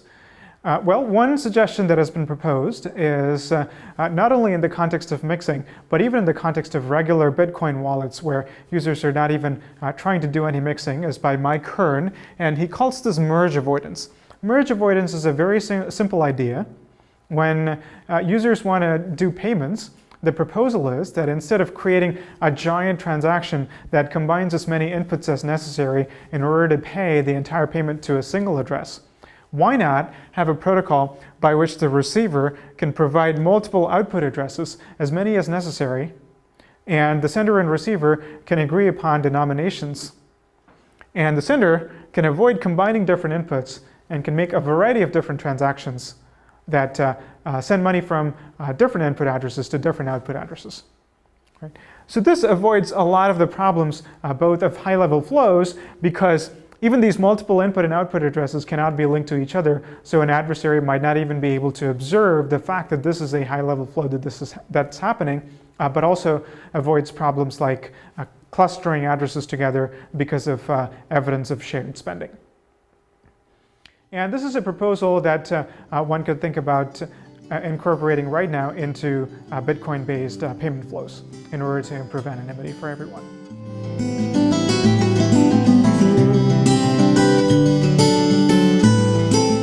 Now let's turn to zero coin and zero cash, which are a completely different approach to Bitcoin anonymity. The approach is sort of to bake it in at the protocol level, and these are cryptographic heavyweights. And so zero coin was first developed by cryptographers at Johns Hopkins, and later on they started collaborating with other researchers around the world who had been developing a very efficient cryptographic technique that would enable making some of the cryptographic operations in zero coin more efficient, and that resulted in zero cash. As you'll see, these techniques provide a qualitatively different level of anonymity than mixing solutions that sit on top of Bitcoin. But what's the catch? The problem is that this is not quite backward compatible with Bitcoin. Zero coin and zero cash are going to require altcoins. Technically, it's possible that zero coin can be deployed as what is known as a soft fork of Bitcoin, but the practical difficulties are high enough that this is not really considered feasible. And in fact, the zero coin developers intend to deploy it as an altcoin themselves instead of trying to be compatible with Bitcoin directly. Let's start talking about the details here. Let's review some of the things that I've just said. So zero coin brings protocol level mixing. And being baked into the protocol, what it gives you is a cryptographic guarantee of mixing. What does that mean? You don't need to trust a single mix or even a set of mixes or a set of peers or anybody at all to ensure your anonymity. You just need to rely on the underlying crypto being solid. You don't even need to rely on the miners enforcing this in order to achieve anonymity. It's purely a cryptographic guarantee. So that's really great. That's qualitatively better than what we have so far. And of course, it's not currently compatible with Bitcoin. And here's the paper if you want to look it up. So how does zero coin work? I'm going to introduce a concept called base coin, and I'm taking a few liberties with the presentation here in order to simplify and clarify the concepts. I'm going to do that by mixing some concepts from zero coin and zero cash, but toward the end I'll make very clear what the differences are between the two. So like I said, zero coin is an altcoin, and I'm going to call that altcoin base coin. I'm not calling it zero coin because zero coin is something else. It's an extension of this base coin. It's something that sort of sits on top of this altcoin. And the key property that gives you anonymity is that these base coins can be converted into zero coins and back again. And when you do that, it breaks the link between the original base coin and the new base coin. So think of this as a cryptographic mixing system that's provided by the protocol itself. So how might this work? Another way of looking at a zero coin is that it's a cryptographic proof that you owned a base coin, not anymore, but you owned it, and then you made it unspendable. A zero coin is something that allows you to assert that to, say, any miner who might care. And miners can verify these proofs, and that's what gives you the right to later redeem a new base coin in exchange for the zero coin. And the analogy is a little bit like poker chips. So how could that work, and what properties do these proofs need to have in order to enable this? So one challenge is how to construct these proofs, and the other trick is how do you make sure that each proof can be spent only once, can be used only once to redeem a base coin, because if you don't have that property, then it's going to lead to double spending. So let's see how to do that. It crucially involves a concept called zero-knowledge proofs. What are zero-knowledge proofs? I'm going to tell you at a little bit of an intuitive level, so I'm calling it crypto magic again. But what it is it's a way for somebody to prove a statement without revealing any other information that leads to that statement being true. A couple of examples are going to make this really clear. You might be able to prove a statement like, I know an input that hashes to this particular value. And notice that if the input that you had picked were long and random, if you did a proof in such a way that you don't actually reveal the input, it won't necessarily allow somebody else to infer what that input is. A more complex version of this is you could say, I know an input that hashes to some hash in a following set of several different possible outputs. And the zero-knowledge proofs that ZeroCoin is going to use is something that's very similar to the second category here. Okay. Let's dive in a little bit more. So ZeroCoins are minted, they come into existence by minting, and anybody can do this. And ZeroCoins come in standard denominations. Let's assume for the rest of this that ZeroCoins are worth one base coin each. You could also imagine multiple denominations coexisting. How do you make a ZeroCoin? We're going to see that in the next slide. But let me just say for now that minting a ZeroCoin doesn't automatically give it any value. You can't get free money. It only acquires value once you put it onto the blockchain. And so putting it onto the blockchain is going to be about as expensive as the value of that ZeroCoin that you're later going to be able to redeem. So you have some sort of a conservation principle here. Okay. So here's how, specifically in cryptographic terms, we mint a ZeroCoin. It's something called a cryptographic commitment. What a cryptographic commitment is intuitively you can think of it as you're taking a serial number, a random serial number that you generated, and putting it into an envelope. So this intuitive notion of putting it into an envelope, cryptographically, what does that correspond to? What it corresponds to is generating another random secret R, which you're never going to make public, and computing the hash of the coin serial number together with this random secret. Now this is a little bit of a simplification, but it really helps you understand the properties of the system, so let's go with this description. So what just happened here? You generated arbitrarily, just like you generate Bitcoin public keys, a serial number for your ZeroCoin. And if it were long and random, hopefully no one else has ever picked that same serial number before. And you also generated this other random number that you're going to keep secret. And intuitively, generating a commitment to this serial number corresponds to putting it in an envelope and sealing it. And mathematically, it happens by computing the hash of the serial number together with this random value. Okay, once you've generated this commitment, what do you do with that? Well, the next step is to put that commitment onto the blockchain. That's when the ZeroCoin sort of becomes real, and doing this requires, in a sense, burning a base coin and making it unspendable. So in concrete terms, how would that work? You've got the blockchain over here, and one of those transactions might be a mint transaction, and if you zoomed in, it would be a transaction that's signed by Alice, who created this ZeroCoin, who minted this ZeroCoin. And what we saw earlier in the structure of transactions is that over here, you would have the recipient's public key or the recipient's address. Instead of that, here you have this cryptographic commitment. And just like before, just like a transaction having a pointer to a previous transaction, the same structure is carried over for ZeroCoin transactions as well. So what has happened here? We've spent this base coin in order to mint this ZeroCoin. And this commitment, this sealed envelope that we've put into the ZeroCoin, is what is going to allow us to redeem that ZeroCoin later in exchange for a base coin once again. So how does that work? To spend the ZeroCoin later, you will reveal that serial number that you put inside the envelope. And what miners will do, it's their job to verify that the serial number has not been spent before, that the serial number has not been revealed as a number that was put inside some other envelope. That's what prevents double spending in the system. Next, you'll create a zero-knowledge proof that we just talked about. And specifically, the zero-knowledge proof will say, I know a number R such that the hash of the serial number together with R corresponds to one of the 0 coins of the blockchain. And we'll make that statement more mathematically precise in a second. But think about what this says. It doesn't reveal that random number R. But somehow you're proving that you are in possession of that number, combined with this serial number that you have just made public, will result in the 0 coin that was once in the past put onto the blockchain. Right? So for somebody looking at this proof, this is all they need to know to verify that you earlier spent a base coin in order to get to this point. So this now should give you the right to redeem a base coin. But which base coin? And here's where the anonymity property comes in.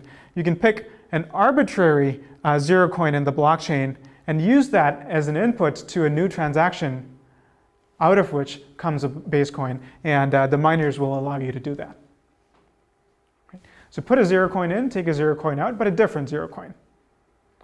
And all that anybody needs to know is that you have the right to do that because you put in some 0 coin in the past. Doesn't matter which 0 coin. And you can't do that twice. You can't do a spend twice corresponding to a single mint because the serial number now will become public. And there's only one serial number corresponding to one 0 coin. And you only know the serial numbers corresponding to your 0 coins and not anyone else's 0 coins. Great.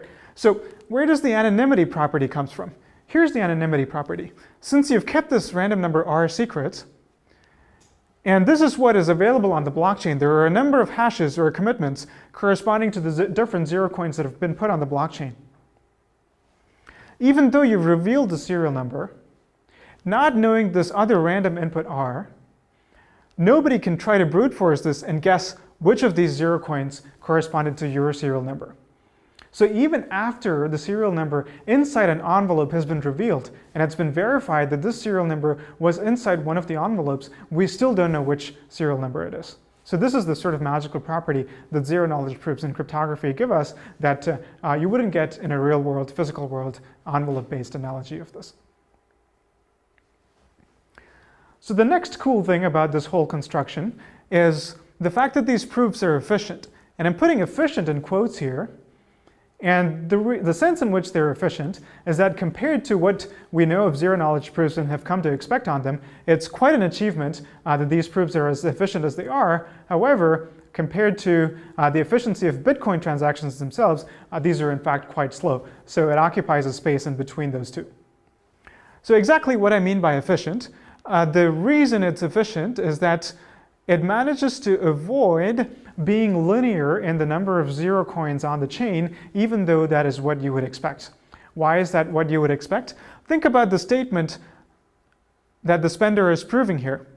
I know a random number R such that either the hash of the serial number with R corresponds to the first commitment, or the first hash, or the second commitment, or any one of these giant number of commitments that reside on the blockchain. Right? So it's a very long statement that the prover is proving.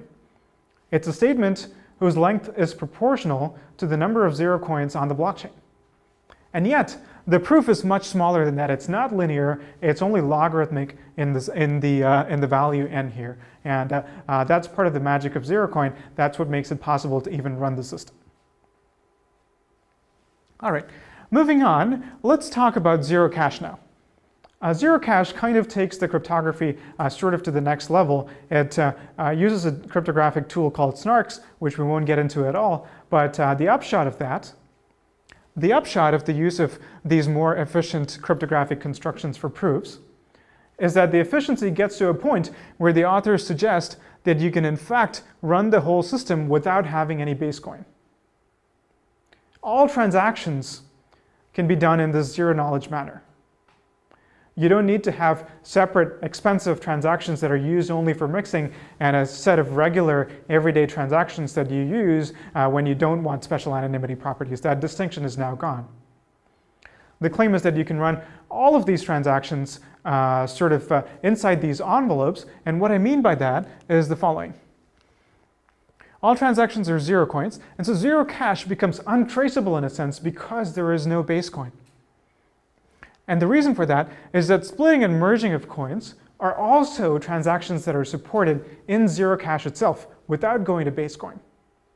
And in particular, the transaction values, the transaction amounts, you can put those inside the commitments. Those won't be visible on the blockchain anymore. The only thing that the ledger records publicly is the existence of these transactions. You know that Alice put in some transaction. You know much later that Bob redeemed some transaction, who might be the same user, might be a different user. But the only people who need to know what the amount is are the sender and receiver of any particular transaction. The miners don't need to know that. If there's a transaction fee, then the miners need to know that fee, but that doesn't really compromise your anonymity property. Right? So the ability to run ZeroCoin in this different configuration, where it's not two different coins anymore, it's not a base coin with a mix layer on top, but instead an entirely untraceable system of transactions, puts Zero Cash sort of in the next level when it comes to anonymity, because a lot of the possible side channel attacks that were true for mixing, that were true to a certain extent at least for ZeroCoin, are no longer true for Zero Cash, because the transaction amounts will no longer be visible in the public ledger. But that almost sounds too good to be true. A completely untraceable electronic cash system. It is ledger-based, but the ledger doesn't record anything that might compromise anonymity or privacy. Well, there is one catch. Here's the catch in Zero Cash. It requires a certain setup process to even set up the system. Specifically, one needs random and secret inputs in order to generate the public parameters. Think of those as public keys, except that these are giant public keys. They're over a gigabyte in size. And not only that, not only is the size a bit of a problem, these secret inputs for the security of the system then have to be securely destroyed so that nobody knows what those secret inputs were that were used in order to generate these public parameters. That seems like a bit of a problem, and the reason that no one can know them is because if somebody knows them, it doesn't mean that they will be able to compromise anonymity, but they will be able to create new zero coins for themselves, and nobody will be the wiser, which is also an equally bad problem for the currency.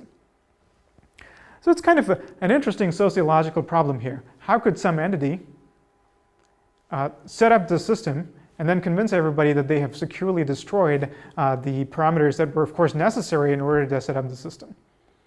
So it's not entirely clear how that can be solved. There have been various proposals for it, but at the moment, we don't have a very clear idea of how to go forward on this. So what have we seen so far in all of the different efforts to improve anonymity in Bitcoin? Well, if we put them on a line, as I'll show you in a second, we see that there are 5 clearly different levels of anonymity that we've seen in different proposed solutions. And what are these? So let's look at not only the levels of anonymity that these systems provide, but also the deployability of these systems. Let's start with Bitcoin, which is already here. It's only pseudonymous. It doesn't even aspire to be really anonymous. And we've seen that pretty bad transaction graph analysis are possible. I showed you many beautiful graphs with the clustering of different addresses, and in many cases, how to go from those addresses to identities. So not a lot of anonymity provided by Bitcoin. The next level is simply using a single mix, sort of in a manual way in which people are doing right now with some of these dedicated mix services. And that still allows you transaction graph analysis because, as you might remember from the 4 principles that I gave you, if you don't have this automated system that has uniform chunk sizes and so on, a lot of transaction graph analysis is still possible. In addition, you have to worry that this mix might not be trustworthy, is storing records, and might be sharing them with other people, and again, could get hacked, etc. The third level that we saw is a chain of mixes. And this can be in a centralized model or a decentralized model. It doesn't matter. Both models give you roughly the same level of anonymity. But where really the anonymity improvement comes in for this one compared to a single mix is that you have these standardized chunk sizes, and you have a series of mixes, and you have a variety of other bells and whistles on top of it, like automated clients and so on. And for this, some side channels are still possible, not as bad as before. Transaction graph analysis is no longer that easy. And you still have to worry about an adversary who might collude with multiple mixes, or in the decentralized model, some peers that might be malicious and compromise your anonymity. This is, of course, perfectly backward compatible with Bitcoin, could be deployed and adopted any day. hasn't quite happened yet in a way that we would consider to be truly anonymous. And then we saw zero coin, which is cryptographic mixing baked into the protocol. Doesn't depend on anybody promising to destroy their records or anything like that. You just need to trust the math. So that's a whole different level of anonymity. In my opinion, it still has some possible side channels, but it's not as bad as the other mixing-based solutions that we saw where it's not baked into the protocol. And zero coin, of course, as we saw, is an altcoin, so it's not quite Bitcoin compatible in a way that one might hope. And finally, zero cash. The difference between zero cash and zero coin is not so much at a fundamental mathematical level, but because of the fact that you can run zero cash in a configuration where you get rid of the base coin altogether, and the efficiency is not too bad in that configuration. And so what that gives you is untraceability, which is something on top of unlinkability. So that's a new anonymity property. And there really aren't any anonymity attacks that I can think of, at least. But the downside, of course, is that not only is it an altcoin, but it also has this very tricky setup process that we don't necessarily know how to make progress on.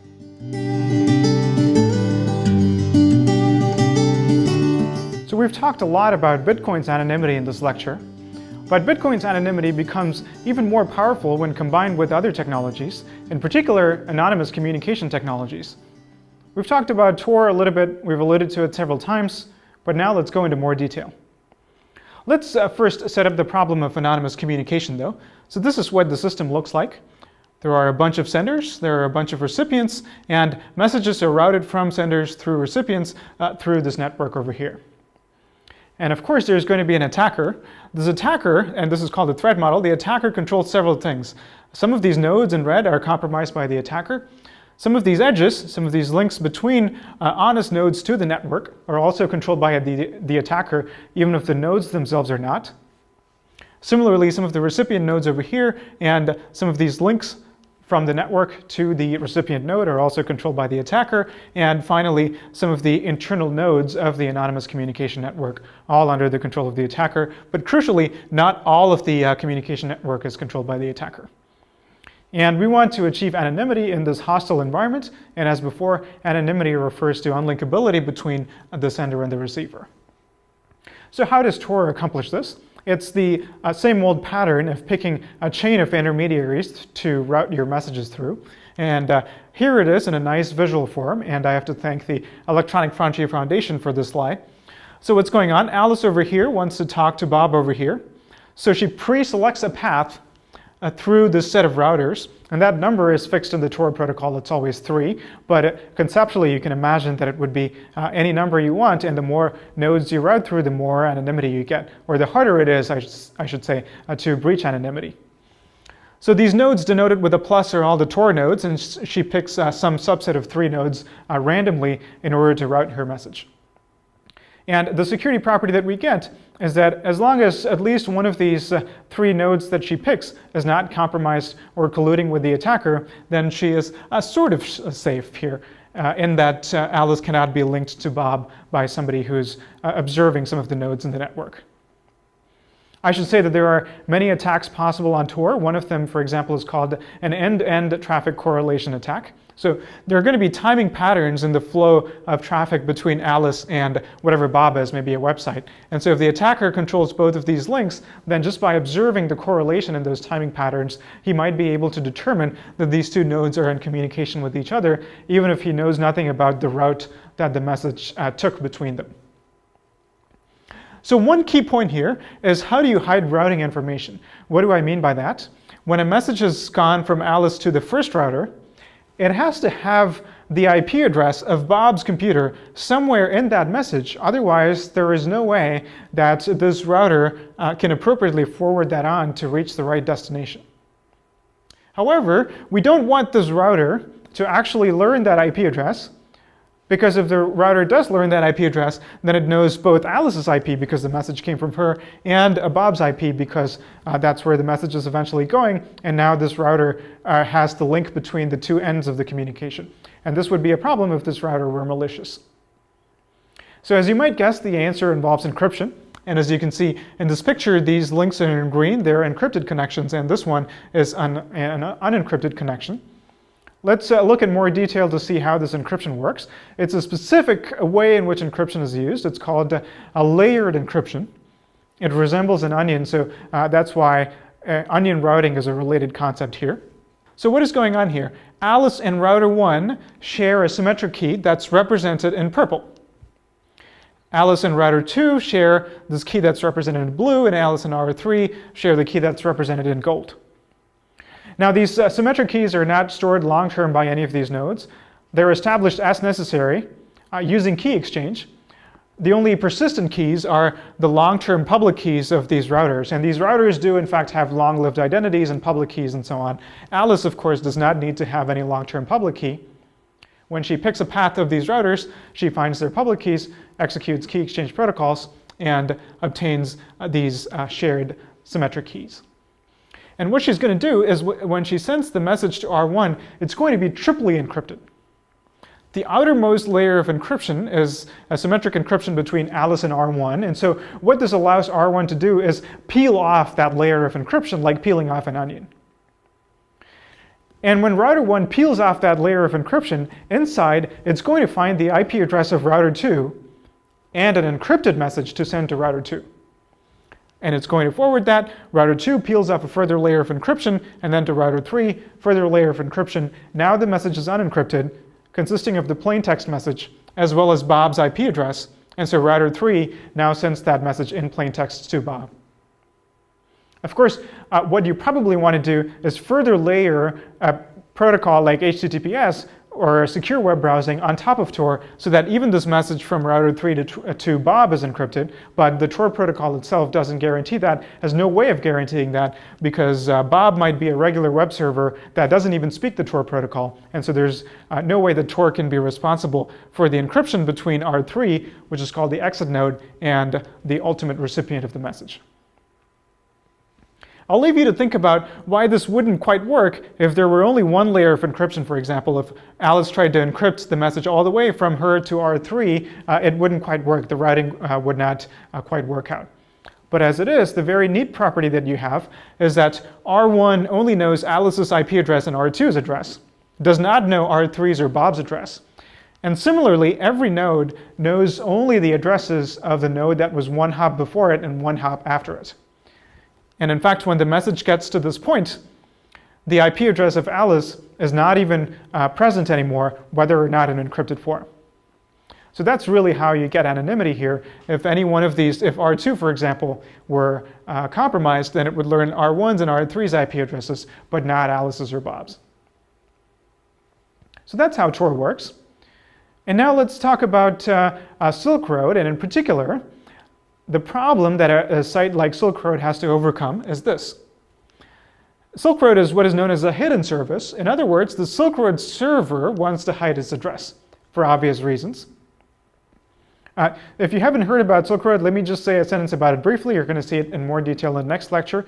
Silk Road was a website that operated for a couple of years. It was an anonymous marketplace. It sold a variety of goods, but the thing that it was most known for is selling drugs. And because of the pervasive anonymity, or at least pseudonymity in the system, the idea was that it was very hard for law enforcement to go after. And the story of what happened next I will leave to the next lecture, but let's look at the technology that made something like Silk Road possible and the implications of that. So here is a simplified algorithm by which a server can keep its identity hidden and yet provide services through Tor. What it does is it connects through what is called a rendezvous point, which is one of the Tor routers, through Tor. And then what it's going to do is it's going to publish the mapping between its name, its domain name, and the address of the rendezvous point through directory services that the Tor system offers. And these domain names are not your regular DNS domain names. That wouldn't work because it's this whole parallel system of routing.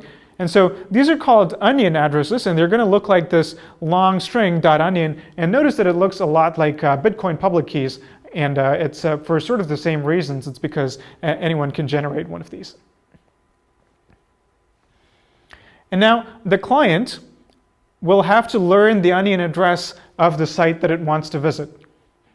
When the Silk Road existed, if you wanted to go to Silk Road, you couldn't type in silkroad.com. That wouldn't make any sense because Silk Road is not even available over the regular web. Instead, you would have to, through some manner, and this was a widely known address, you would have to find, this is not Silk Road's address, by the way, this is the onion address of DuckDuckGo, a search engine that offers privacy and anonymity.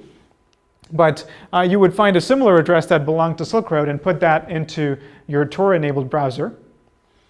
And what your client would automatically do is look up the mapping for the address of the rendezvous point, connect to that rendezvous point, and through that rendezvous point, have an anonymous and encrypted connection to the ultimate server without the server having to publish its actual IP address. So that covers some of the technology behind Silk Road, in particular anonymous communication and how do you do anonymous payments, which is of course with Bitcoin. But still, you need more technology in order to make this whole system work. You need security. In other words, how can you be sure that when you pay someone on Silk Road, they're going to actually sell you the goods? Silk Road had a reputation system for that. And how do you do anonymous shipping? The site pretty much left this to the participants. It advised buyers to provide an anonymous PO box, for example, to ship goods to. So let's take a step back. We've covered a lot of technology in this lecture. Hopefully you've understood that Bitcoin anonymity is a very powerful thing. And it gains in power when combined with other technologies, in particular anonymous communication technologies. And also, anonymity is a deeply morally ambiguous thing. There are many moral distinctions that we would like to make that we're not able to adequately express at the technological level, and so some of this moral ambiguity appears to be inherent. Hopefully, it's also been clear that anonymity is very fragile. One mistake can create a link that you're trying to hide. But also anonymity is an important thing to protect. It's worthwhile protecting. It has a lot of good uses in addition to bad uses. So most of the things that we've talked about today are either at the forefront of research technologically, or they're the topic of serious ethical debates. None of this is really settled.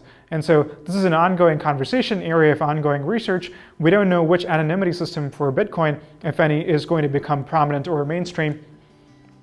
And so this is a great opportunity for you, either as a developer or in thinking through the ethical implications, to get involved in some of these issues. And hopefully what you've learned in this lecture has given you the right background for that.